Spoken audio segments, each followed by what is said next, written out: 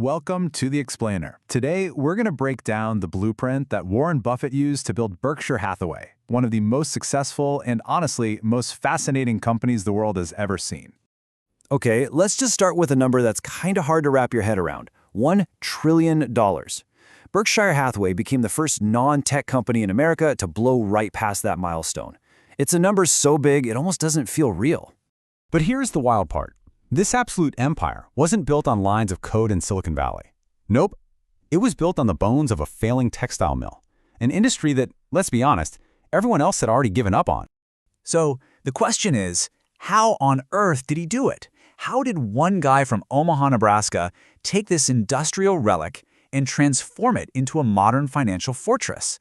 Well, the story of how that happened is a total masterclass in strategy, patience, and a few really powerful ideas. So, let's dive into Section 1, the math of value. Buffett's whole journey, it really begins with this incredible, almost natural feel for numbers. He was learning the rules from his mentor, Benjamin Graham, but really, it started way before that, with his own ventures as a kid. And you can see it right here. This table tells the whole story of his early education in business. I mean, at just 6 years old, he's learning about profit margins selling Coca-Cola. At 11, he buys his first stock and learns a tough lesson about being patient. Then, as a teen, he's learning about passive income from farmland and, with his pinball machine business, how a good idea can scale. Every single one was a lesson, compounding not just his money, but his knowledge. So much so that by the time he got out of college, he'd already saved up what would be over $129,000 today. Now, his whole world gets supercharged at Columbia University studying under the legend himself, Benjamin Graham. And Graham taught him the first critical rule, which you see right here, margin of safety. The idea is so simple but so profound. Figure out what a business is actually worth, its intrinsic value, and then, and this is the key part, buy it for way, way less. That gap, that discount, well, that's your protection. That's your margin of safety. And that leads right into Graham's other brilliant idea, Mr. Market. The way to think about it is the stock market isn't this all-knowing entity. It's more like a really moody business partner. Some days he's on top of the world, offering you ridiculous prices for your shares. Other days he's totally panicking and willing to sell you his for pennies on the dollar. Your job, as a smart investor, is just to ignore his mood swings and take advantage of them when they get extreme. Okay, on to Section 2, the accidental engine. So armed with Graham's strategy of buying these super cheap businesses, what he called cigar-butts, Buffett goes out and makes a purchase that he would later call his single biggest investment mistake. And that mistake was buying into a failing textile mill called Berkshire Hathaway. Seriously, the manager, a guy named Seabury Stanton, tried to lowball him on a stock buyback, and Buffett, well, he got mad. He reacted emotionally. Instead of just taking the slightly lower price, he bought a controlling stake in the company out of pure spite and immediately fired the guy. So he won the battle, right? But now he was stuck owning this truly awful business. But you know what? This dumb purchase led to his most brilliant discovery. He started using the cash that was trickling out of the dying textile mill to buy an insurance company.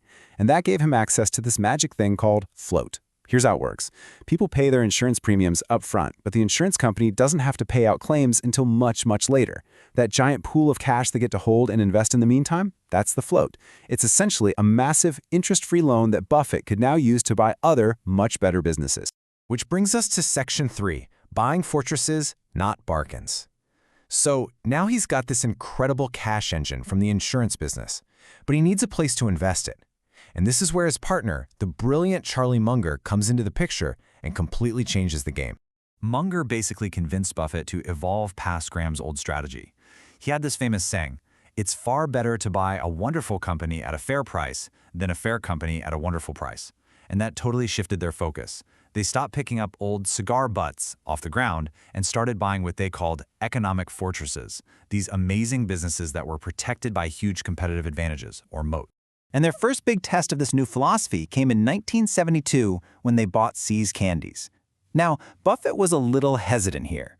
The $25 million price tag was 3 times the company's tangible assets, or its book value. And that was a huge violation of his old Ben Graham training. But wow, was Munger right. See's had this incredibly powerful brand loyalty. That was its moat, and it allowed them to just keep raising prices year after year without losing customers. That initial $25 million investment, it turned into an absolute cash machine, generating over $1.35 billion in pre-tax profits for Berkshire. It was the ultimate proof that buying quality was the way to go. All right, Section 4, the Oracle's final chapter. So this evolved philosophy, using insurance float to buy businesses with strong moats, it created this financial juggernaut that was unlike anything else. And it meant that when a crisis hit, Buffett wasn't a victim. He was the guy holding all the cash. You don't have to look any further than the 2008 financial meltdown. While other companies were literally collapsing, Berkshire basically became the lender of last resort. Buffett pumped billions into titans like Goldman Sachs and General Electric. But this wasn't charity.